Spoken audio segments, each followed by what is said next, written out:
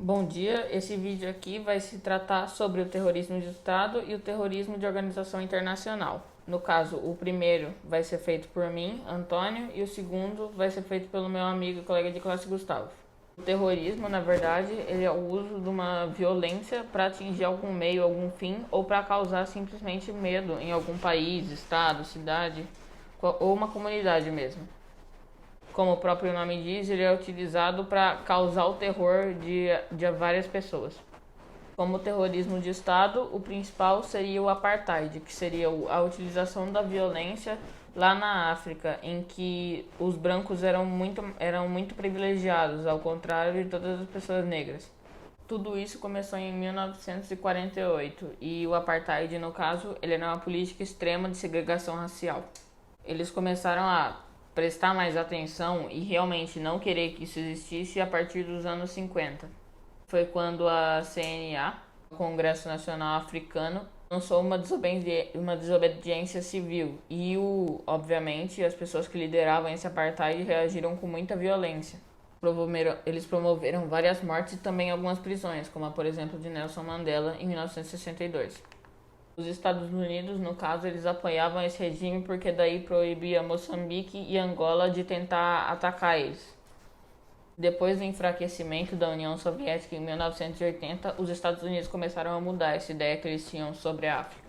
A ONU começou a lançar várias ameaças para cima da África do Sul, como sanções e embargações, se eles continuassem com essa forma de governo.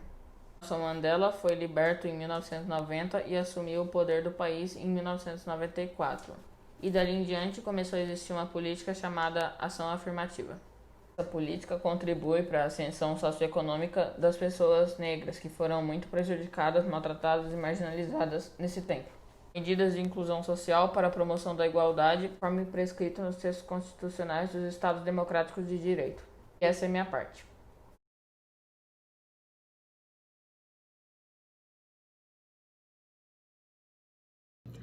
Ataque em Oklahoma City. Pouco depois das 9 horas do dia 19 de abril de 1995, um caminhão alugado da Ryder explodiu com força terrível em frente ao edifício federal Alfred Murrah, de 9 andares, no centro de Oklahoma City. A poderosa explosão atingiu toda a parede norte do edifício. Equipes de emergência correram para Oklahoma de todo o país. E quando o esforço de resgate finalmente terminou, 2 semanas depois, o número de mortos chegou a 168 pessoas. A lista dos mortos incluía 19 crianças que estavam na creche do prédio no momento da explosão.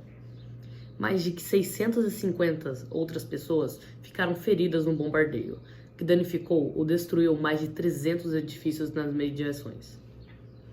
Seguiu-se uma grande caça aos suspeitos do atentado e em 21 de abril, uma descrição de uma testemunha levou as autoridades a acusar Timothy McVeigh, um ex-soldado do exército dos Estados Unidos, no caso. No final das contas, McVeigh já estava na prisão, tinha sido parado pouco mais de uma hora depois do bombardeio por uma infração de trânsito e depois preso por porte ilegal de arma de fogo. Pouco antes de ser libertado da prisão, ele foi identificado como principal suspeito do atentado e acusado. Naquele mesmo dia, Terry Nichols, um associado de McVeigh, se rendeu a Harrington, Kansas. Ambos os homens eram membros de um grupo radical de sobrevivência de direita com sede em Michigan. Ainda na adolescência, McVeigh foi criado no oeste de Nova York.